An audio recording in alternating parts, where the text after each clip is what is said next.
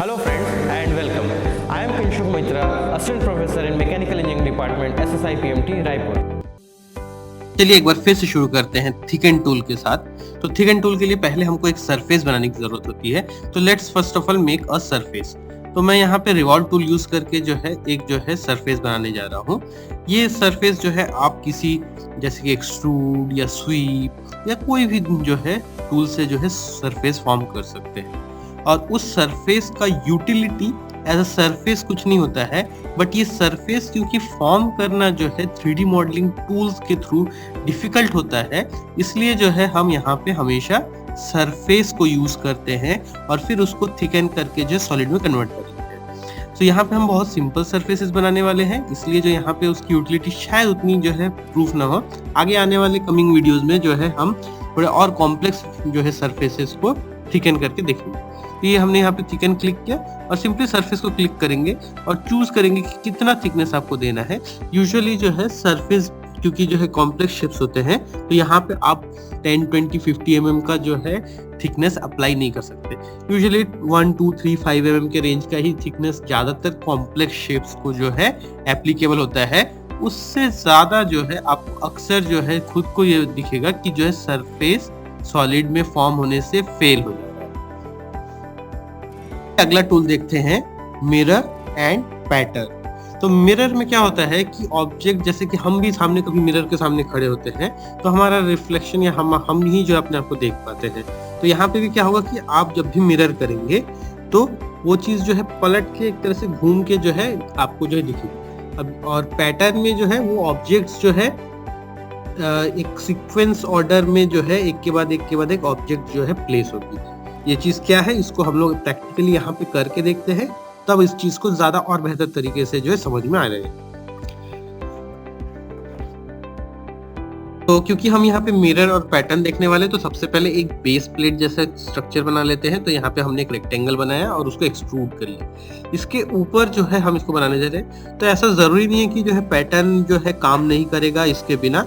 Pattern बिल्कुल इसके बिना भी काम कर सकता है, लेकिन आपको जो है यहाँ पे एक बेस प्लेट रहेगा तो आप उसके रेंज में ही जो है काम करेंगे। दैट मीन्स कि आप कभी भी पैटर्न किसी पर्टिकुलर एक रेंज के अंदर फिट करेंगे कि इतने के अंदर में मेरे को, जैसे सपोज एग्जांपल कीबोर्ड के जो है कीज हो सकते हैं कि कीबोर्ड के सारे कीज जो है एक पर्टिकुलर फ्रेम के अंदर एक रेंज के अंदर ही फिट होने चाहिए है। तो इसलिए जो है हम यहाँ पे इस तरह से बना लेते हैं। अब जैसे मैंने ये एक्सट्रूड कर लिया है एक सिंपल रेक्टेंगल को, अब इसको जो है मैं मिरर करना चाहता हूँ। तो सिंपली मैं जो है यहाँ पे चूज करूंगा, ये ऑब्जेक्ट को मैंने चूज किया। मिरर के लिए मिरर प्लेन आपके पास जो फ्रंट टॉप राइट सारे प्लेन्स अवेलेबल होते हैं, हम इनमें से किसी भी एक प्लेन को ऐड कर सकते हैं। क्योंकि यहाँ पे जो है हम एक फ्रेश मटेरियल बनाना चाह रहे हैं, तो यहाँ पे इसको जो है न्यू करते हैं। न्यू मटेरियल में जाके जो है इसको सिलेक्ट करें और जो है मिरर जो है प्लेन को सिलेक्ट करें। तो इस प्रकार से जो है ओके करेंगे तो आप देखेंगे कि जो है यहाँ पे आपको जो है एक ऑब्जेक्ट बन गया।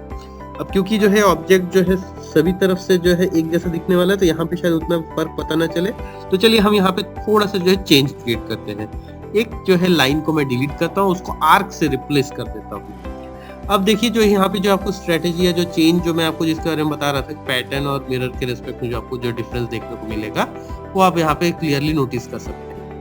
अब जैसे देखिए मैंने इसको ये किया, तो ये जो आर्क वाला शेप है, आर्क वाला देखिए यहाँ पे जो है इस तरफ से राइट साइड में था, जबकि यहाँ पे जो है लेफ्ट साइड की ओर हो गया है। तो ये जो इस तरह से पलट के आता है। जबकि पैटर्न जब भी करेंगे तो ये ऑब्जेक्ट्स जो है एक के पीछे एक जो है और लाइन से जो है अरेंज हो जाए। तो अब इसी ऑब्जेक्ट का जो है हम पैटर्न करके देखते हैं। तो लेट्स चूज लीनियर पैटर्न। तो लीनियर पैटर्न में हमने फिर से इसको चूज किया और यहाँ पे डायरेक्शन के लिए आप जो है XYZ एक्सिस को चूज कर सकते हैं, या फिर जो ये नीचे का जो बेस प्लेट बना हुआ है, यही बेस प्लेट का जो है आपका एज जो है, मैंने इस एज को पिक किया। आप इस तरफ के एज को भी पिक कर सकते थे, कोई भी एज को आप पिक करके आप जो इवन नीचे की जो और दो एजेस अवेलेबल है उनमें भी किसी को पिक कर सकते हैं। सो एज को पिक करने के लिए कोई रूल नहीं है, आप कोई भी एज को पिक करके डायरेक्शन को सेट कर सकते हैं। तो इस प्रकार से X और Y दो डायरेक्शन में आप जो है इस प्रकार से जो है सेट कर सकते हैं।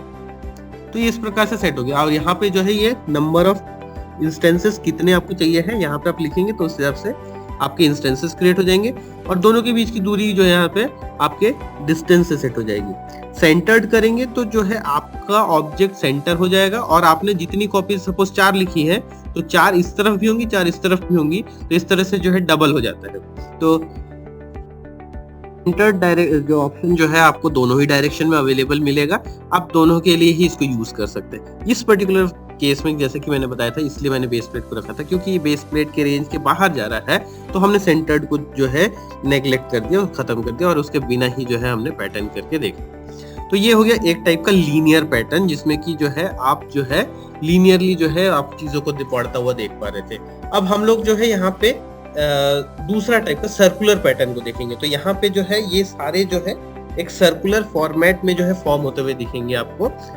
तो यहाँ पे इसके लिए सबसे पहले अगेन हमको जो है एक इंस्टेंस जो है होना चाहिए है, दैट इज जिसका नंबर ऑफ कॉपीज आपको क्रिएट करना है।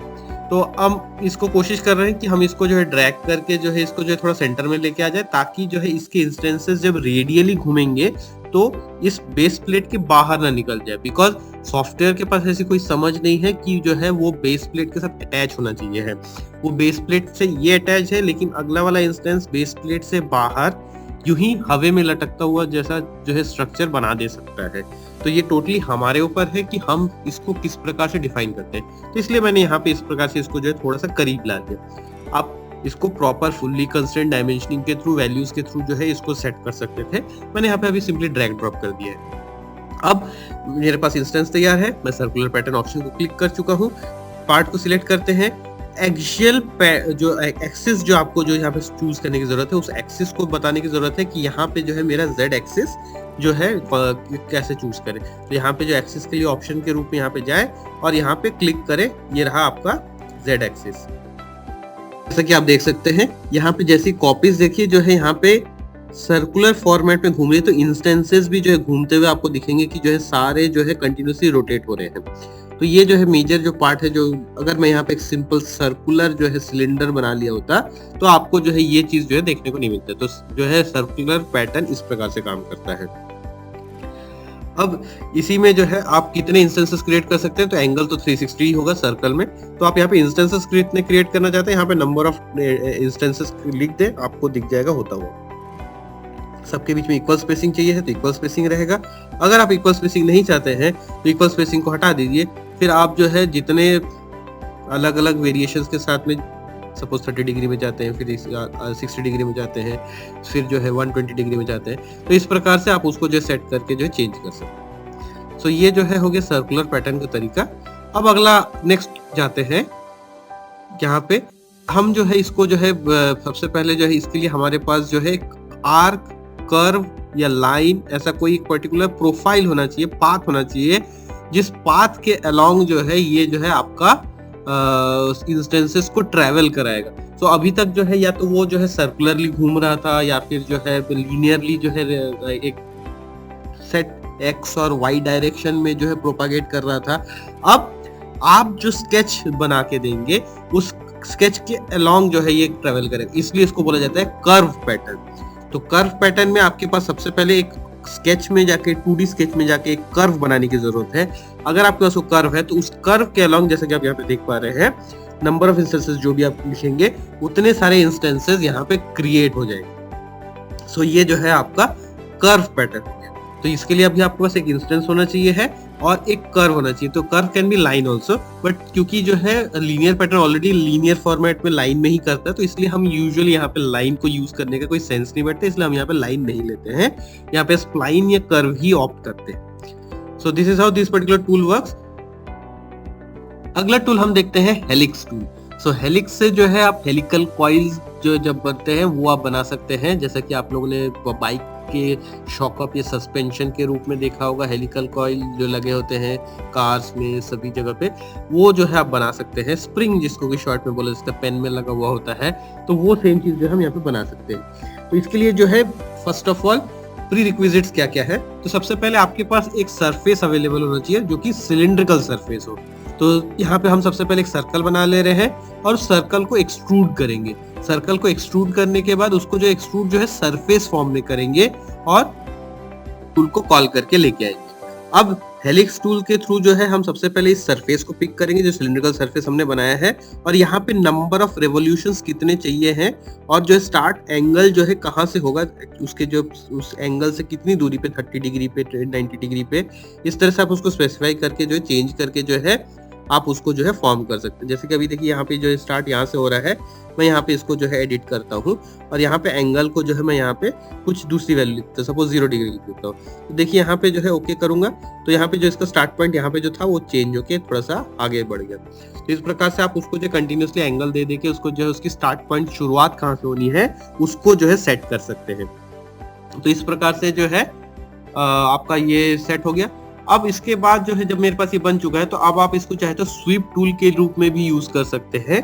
आप सिंपली जो है इसको पॉइंट को चूज करके एक डेटम प्लेन ले लीजिए, उस डेटम प्लेन के अबाउट जो है आप एरिया ऑफ क्रॉस सेक्शन, जो कि हम चाहे तो सर्कल ले सकते हैं, इस पर्टिकुलर केस में सर्कल लेके वहां प्लेस करें और वहां पे उस सर्कल के अबाउट जो है वो सर्कल बन जाएगा आपका एरिया ऑफ क्रॉस सेक्शन, और ये जो हेलिक्स आपने बनाया था ये बन जाएगा आपका पाथ, और ये जो है पाथ और ये एरिया ऑफ क्रॉस सेक्शन से आपको हेलिकल स्कॉइल यानी कि जो हेलिकल स्प्रिंग जैसा चीज जो है आपको यहाँ पे फॉर्म होता हुआ दिखेगा। तो यहाँ पे हम जैसे सबसे पहले यहाँ पे चूज कर ले। अब यहाँ पे जो पॉइंट है, जो जिस पॉइंट के अबाउट हमने जो है प्लेन को चूज किया था, उस पर्टिकुलर पॉइंट को आइडेंटिफाई करना जरूरी है, क्योंकि उसी पर्टिकुलर स्टार्ट पॉइंट पे ही जो है आपका जो है area of cross section sketch होना चाहिए है, तभी जो है आपको जो है सही आउटपुट दिखेगा। अदरवाइज थोड़ा सा डिस्टॉर्टेड आउटपुट आपको देखने को मिल जाता है। तो अब हमने जैसे हम आइडेंटिफाई कर लिया है, यहाँ पे दिख रहा है बार बार वो पॉइंट को हाईलाइट करके दिखा रहा है। अब जब हमने पॉइंट को हाईलाइट कर लिया तो अब वहां पे जो है सर्कल को बना लेंगे। तो अब यहाँ पे सर्कल टूल को चूज करें और सिंपली यहाँ पे जो इस पॉइंट पे सर्कल को ड्रॉ कर दें। तो यहाँ पे बहुत बड़ा सर्कल ना बनाए, क्योंकि जो है ये एक सर्कल और दूसरा जो है सर्कल, क्योंकि यहाँ पे पिच जो है जिस दोनों जो है कंसेक्यूटिव रेवोल्यूशंस के बीच की जो दूरी है उससे कम हो सर्कल का डाया, तभी जो है आपको जो है वो दिखेगा। अदरवाइज जो है सारे आपस में एक दूसरे से टकरा के मर्ज हो जाएंगे और जो है आपको जो है वो प्रॉपरली फॉर्म होता हुआ नहीं दिखेगा। तो इस प्रकार से देखिए अब हमारा जो है ये बन चुका है।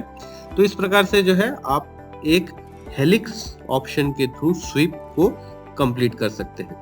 तो इसके बहुत सारे n नंबर ऑफ एप्लीकेशंस हो सकते हैं, जैसे कि आप लोगों ने जो है कोई ड्रम या सिंटेक्स टैंक्स, जो सारे जो है ओवरहेड टैंक्स होते हैं, वो सारे टैंक्स जो बनते हैं उनमें भी जो है आप इसको, अभी हमने सॉलिड के रूप में इसको फॉर्म किया है, इसको सरफेस के रूप में हाफ आर्क लेके उसको फॉर्म करके जो है आप बिल्कुल उस प्रकार से जो स्ट्रक्चर को बना सकते हैं। सो एप्लीकेशंस इसके जो है इस तरह से बहुत सारे ढूंढे जा सकते हैं। सो आज के लिए इतना ही, that's it for today. Okay, thank you.